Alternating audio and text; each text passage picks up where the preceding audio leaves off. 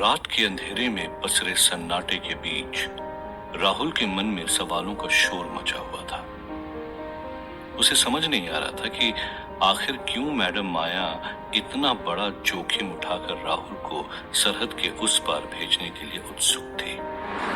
पर राहुल के लिए इस वक्त माया का मकसद जानने से ज्यादा जरूरी था पत्थर को नष्ट करना। राहुल भावुक होकर आयशा की तरफ मुड़कर कहता है, आयशा, मैं जानता हूं बहुत सी बातें हैं जो हमारे बीच अनकही हैं। मेरा वादा है तुमसे, अगर मैं लौट कर आ पाया तो तुम्हें सब कुछ बता दूंगा, पर तब तक तुम अपना ख्याल रखना आयशा। राहुल मुड़कर जाने लगा तो उसे अपने पीछे चल रहे कदमों की आवाज साफ सुनाई दे रही थी। राहुल ने मुड़कर देखा तो आयशा उसके पीछे पीछे चल रही थी। राहुल ने कहा, आयशा, तुम समझ नहीं रही। आयशा ने राहुल की बात काटते हुए कहा, समझ तुम नहीं रहे हो राहुल। बहुत हो गई तुम्हारी झूठ और राज की बात। मैं जानना चाहती हूं कि मुझसे भी ज्यादा जरूरी मकसद क्या है तुम्हारे लिए। इतने में आर्यन ने भी पीछे से आकर कहा, जिस सफर की शुरुआत में ही इतना हाई ड्रामा हो उसमें आगे तो मजा ही आएगा। तुम्हें अपनी जान पर खेलकर बचाया राहुल, साथ तो मैं भी जाऊंगा। राहुल ने मुस्कुराते हुए कहा, यह सफर कोई एडवेंचर ट्रिप नहीं बल्कि मौत का रास्ता है। पर अगर तुम लोगों को मुझ पर भरोसा नहीं तो खुद ही चलकर देख लो। जान हथेली पे लिए आयशा राहुल के साथ किसी भी मुसीबत से भिड़ने के लिए तैयार थी। पर इस वक्त आयशा का मकसद साफ था, किसी भी तरह राहुल को इस पत्थर से अलग करना। ना चाहते हुए भी अब आयशा को धीरे धीरे मास्टर की बातों पर यकीन होने लगा था। मास्टर भी बीएसएफ हेडक्वार्टर से निकलकर सरहद की तरफ निकल चुका था। मास्टर चाहता तो किसी भी वक्त राहुल पर हमला कर सकता था, पर मास्टर को अच्छी तरह पता था कि जब तक राहुल अपनी मर्जी से वो पत्थर नहीं दे देता तब तक वो चांद का टुकड़ा उसका नहीं हो सकता। मास्टर के पास आयशा पर भरोसा करने के अलावा कोई चारा नहीं था। मास्टर ने आयशा को बहलाकर अपनी चाल तो चल दी थी, पर क्या आयशा राहुल को धोखा देगी? क्या प्यार में बेवफाई आयशा को राहुल के खिलाफ कर पाएगी? ये सवाल जितना मास्टर को सता रहा था उतना ही आयशा को भी परेशान किए जा रहा था। राहुल अपनी मंजिल के एक कदम और पास था। पांव में लगी गोली की वजह से राहुल ने लंगड़ाते हुए सरहद पार कर ली थी। आयशा और लेखा भी राहुल के साथ ही थे।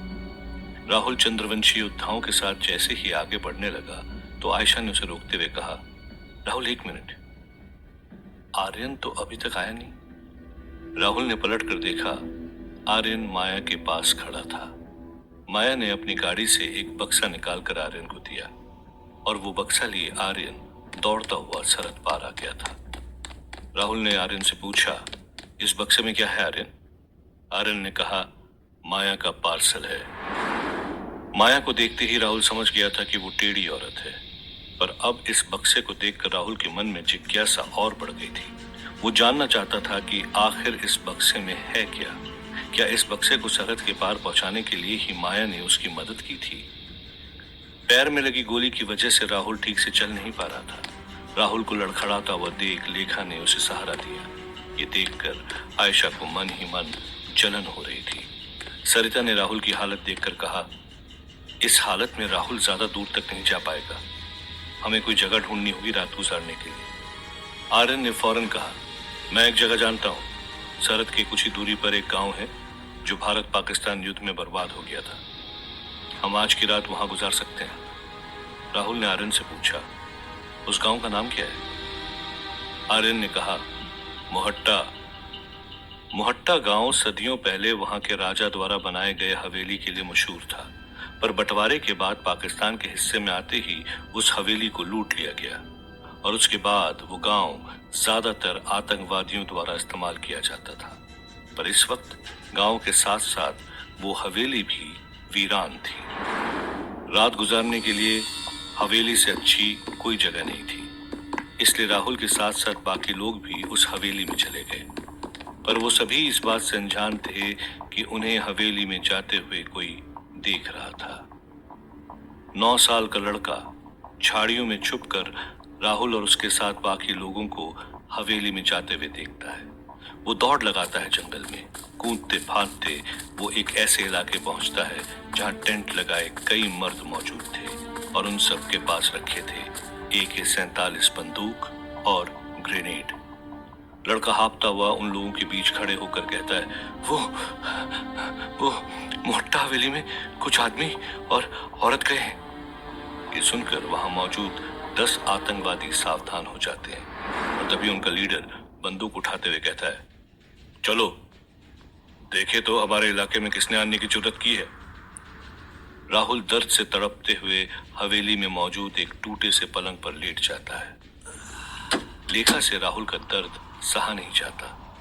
लेखा राहुल से कहती है, कपड़े से खून तो रुक गया है, पर इस जख्म पर जड़ी बूटी लगानी होगी। मैं देखकर आती हूँ, अगर जंगल में कुछ मिलता है तो। पर राहुल ने लेखा को इस वक्त बाहर जाने से रोक दिया।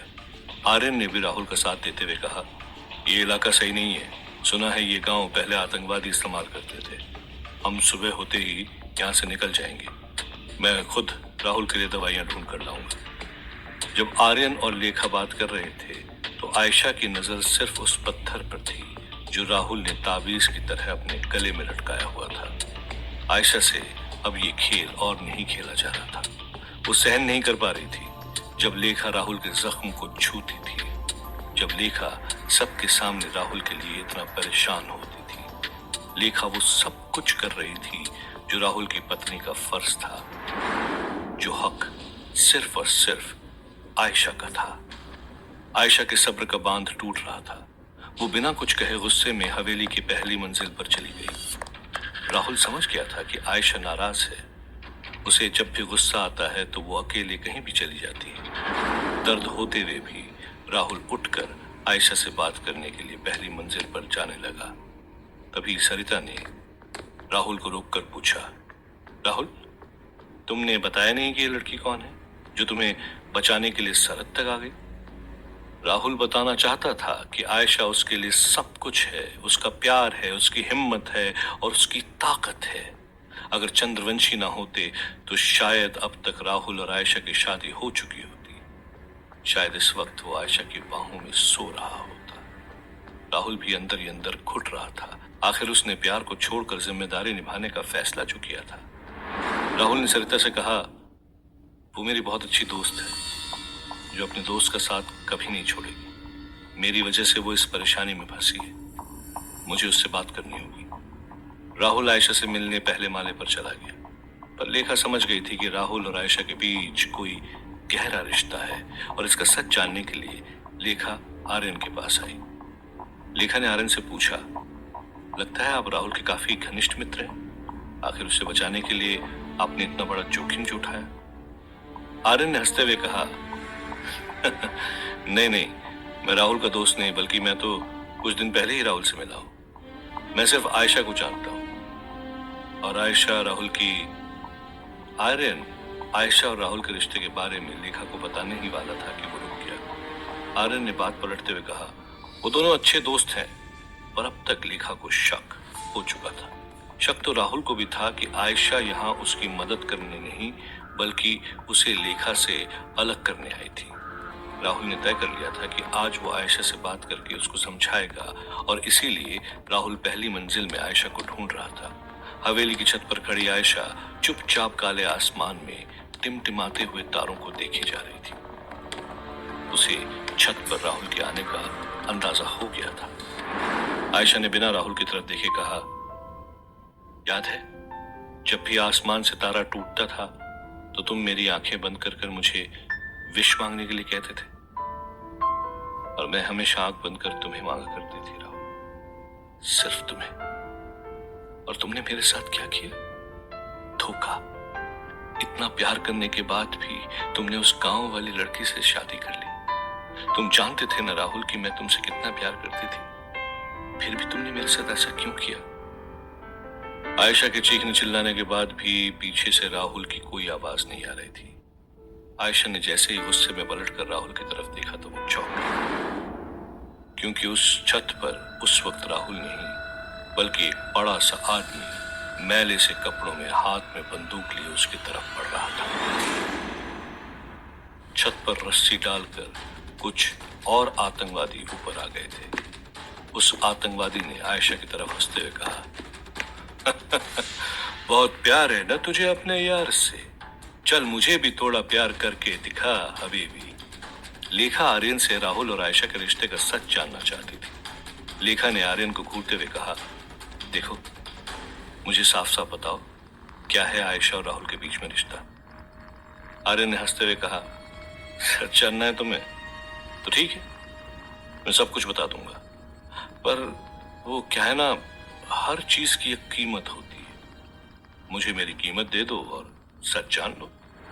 लेखा ने आर्यन को घूरते हुए कहा, क्या चाहते हो तुम? आर्यन ने लेखा से धीमी आवाज में पूछा, इतिहास की किताबों में लिखा है कि मोहनजोदाड़ो में एक ऐसा मंदिर हुआ करता था जहां की हर चीज सोने की थी। उस मंदिर में इतना सोना था कि वो जिसके भी हाथ लगेगा वो इंसान रातों रात अरबपति हो जाएगा। क्या ये सब सच है? लेखा ने कहा, हाँ।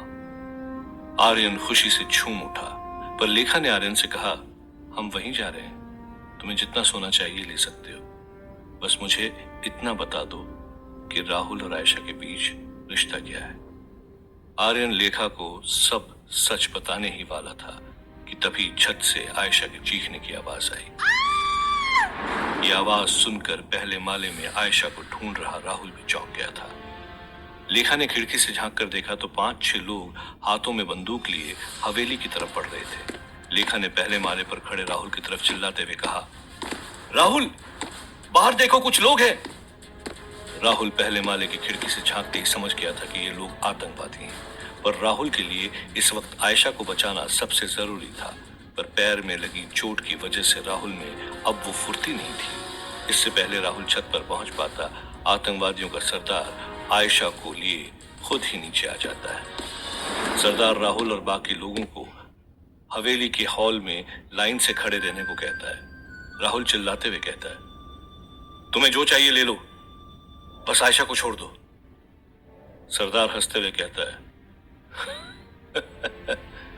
तुम्हारी बातें सुनकर ही समझ गया था कि तुम सब हिंदुस्तानी हो, और तुझे क्या लगा तू पाकिस्तान आएगा, घूमेगा फिरेगा और यूं ही चला जाएगा?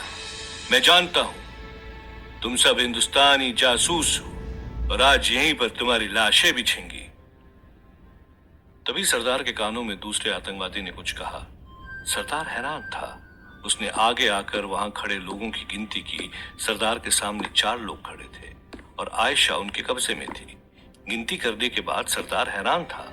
उसने कहा, उस बच्चे ने तो कहा था 4 आदमी और 3 औरतें थी, पर यहां तो 2 आदमी और 3 औरतें हैं। सरदार सही था। इन सब में राहुल के चंद्रवंशी योद्धा गायब थे। सरदार ने चिल्लाते हुए कहा, तेरे वो बाकी 2 साथी कहां हैं? राहुल मुस्कुराते हुए उस आतंकवादी की तरफ बढ़ता है और कहता है, पहली बात तो आवाज नीचे करके बात कर। मैं कोई आम इंसान नहीं, चंद्रवंशियों का राजा हूं। और जो बाकी 2 लोग गायब है ना, वो मेरे सिपाही हैं, जो मेरे हुक्म देते ही तुम सबकी जान ले लेंगे। आतंकवादियों का सरदार हंसते हुए कहता है, हम 10 लोग हैं, हमारे हाथ में बंदूक, और तुम 4 निहत्थे आदमी हमसे भिड़ोगे? रुख तुझे दिखाता हूं। सरदार ने राहुल के सर पर गन तान दी थी और वो ट्रिगर दबाने ही वाला था कि तभी दोनों चंद्रवंशी योद्धाओं ने पीछे से आकर आतंकवादियों को मारना शुरू किया। ये देखकर सभी आतंकवादी दंग रहे। वो अंधाधुंध चारों तरफ गोलियां चला रहे। एक चंद्रवंशी योद्धा ने राहुल की तरफ चिल्लाते हुए कहा, राजा आप बाकी को लेकर बाहर जाइए। पर राहुल बिना आयशा को छुड़ाए कहीं जाने को तैयार नहीं था। राहुल ने आर्यन से कहा, तुम लोग बाहर जाओ, मैं आयशा को लेकर आता हूं। आर्यन वहां से निकलने ही वाला था कि तभी उसे माया का दिया बक्सा याद, जो उसने हॉली में पड़े पलंग के नीचे छुपा दिया था। आर्यन अपनी जान की परवाह किए बिना उस बक्से को उठाने के लिए भागा। उसे अपनी तरफ आता देख आतंकवादियों ने एक साथ आर्यन की तरफ गोलियां बरसाना शुरू कर दिया। पर तभी एक चंद्रवंशी योद्धा आर्यन के सामने खड़ा हो गया और उसने आर्यन की तरफ आने वाली सारी गोलियों को अपनी छाती पर ले ली। वो चंद्रवंशी योद्धा अपनी आखिरी सांस लेते हुए राहुल के सामने सर झुकाते हुए जमीन पर गिर जाता है। इतनी गोलियों की आवाज से उस इलाके में बने ट्रेनिंग कैंप के सभी आतंकवादी हवेली के बाहर आ चुके थे। चंद्रवंशी योद्धा की मौत के बाद राहुल गुस्से से लाल था। आतंकवादियों के सरदार ने खिड़की खोलकर देखा तो बाहर 100 से भी ज्यादा आतंकवादी बंदूक, बम और रॉकेट लॉन्चर लेकर बाहर खड़े थे। उनका सरदार हंसे जा रहा था और आर्यन डर के मारे कांप रहा था। इतने सारे आतंकवादियों से घिरे होने के बाद उसे अपनी मौत साफ दिखाई दे रही थी। क्या राहुल की इस कहानी का अंत आ चुका था? बिना शक्तियों के राहुल अपने लोगों की जान बचाएगा या फिर इन आतंकवादियों के सामने घुटने टेक देगा?